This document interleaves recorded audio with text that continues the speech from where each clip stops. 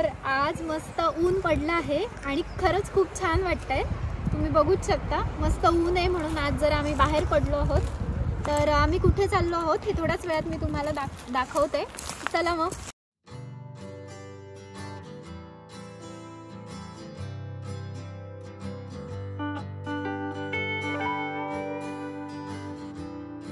आता स्वीडनमध्ये ना वेदर बऱ्यापैकी चेंज झालाय, म्हणजे कडाक्याची थंडी ही आता कमी व्हायला लागली आहे आणि ऊन पडायला सुरुवात झाली आहे।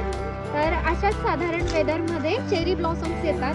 तर आज सुट्टीचाही दिवस होता आणि सियाला बऱ्याच दिवसापासून इथल्या एका नवीन पार्कमध्ये खेळायला जायचंय।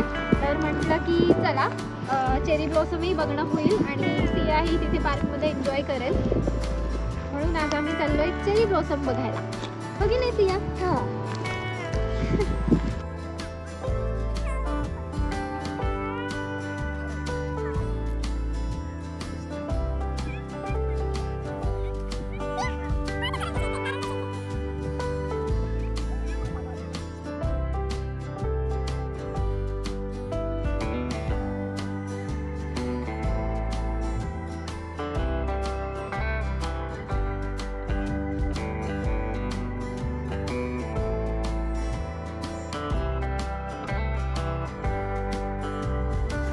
इथल्या पार्कमध्ये ना कुठल्याही पार्कमध्ये गेलं तरी जिमसाठी इक्विपमेंट्स ठेवलेले असतात।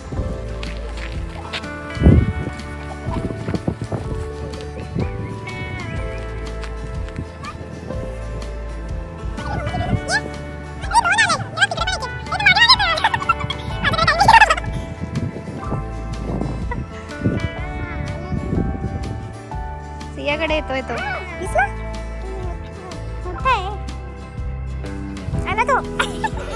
घाबरायचं नाही, काही नाही करत ते।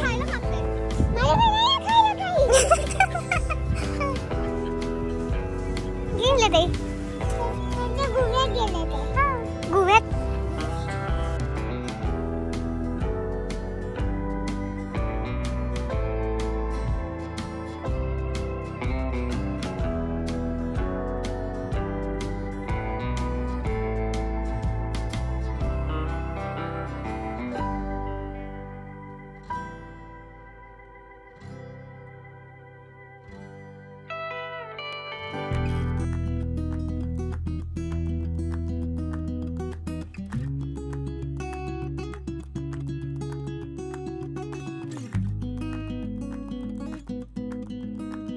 तर जपानमध्ये साकुरा ह्या नावाने प्रसिद्ध असलेली फुलं म्हणजेच चेरी ब्लॉसम, तर तिथे चेरी ब्लॉसम खूप मोठ्या प्रमाणावर येतात आणि तेव्हा तिथे एक मोठा महोत्सव भरवला जातो आणि म्हणूनच जपानला साकुरा ह्या नावाने पण ओळखलं जातं।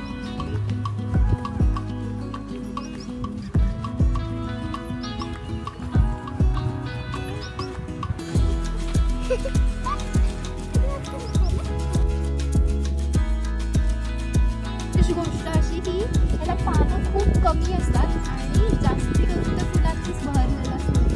तर मी हे नुसतं ऐकलं होतं, पण आज बघतीये तर खरंच खूप छान वाटतंय आणि व्हाईट कलरची फुलं इतकी सुंदर दिसतात ना।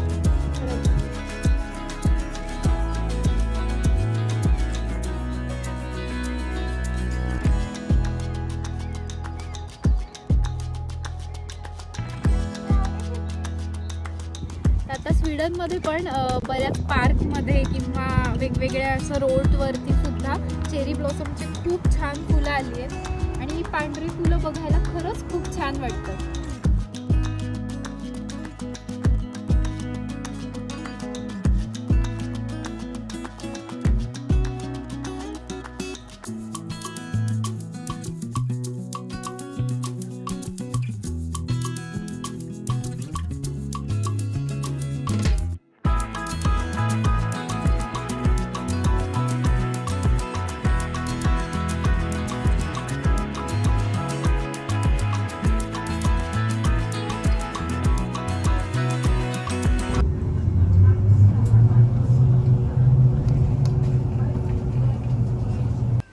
त्यानंतर आम्ही जवळच असणाऱ्या एका मॉलमध्ये आलो, तिथे थोडंफार खाल्लं आणि आम्हाला कॉटन कँडीची एक मशीन दिसली।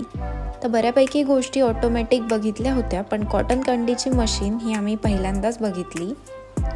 तर इथे स्क्रीनवरती आपल्याला जी हवी आहे ती कॉटन कँडी सिलेक्ट करायची आणि त्यानंतर अशा पद्धतीने कॉटन कँडीज तयार होऊन येत होत्या।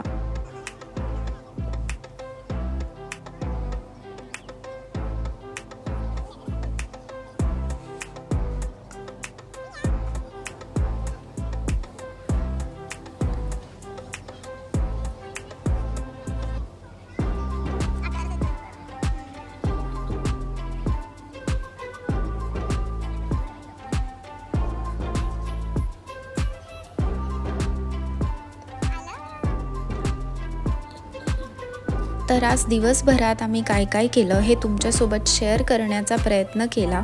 आय होप आजचा हा व्हिडिओ तुम्हाला आवडला असेल। व्हिडिओ जर आवडला असेल तर आपल्या चॅनलला नक्की लाईक करा, शेअर करा आणि सबस्क्राईब करा। भेटूया परत पुन्हा नवीन व्हिडिओमध्ये। तोपर्यंत आपली काळजी घ्या। बाय।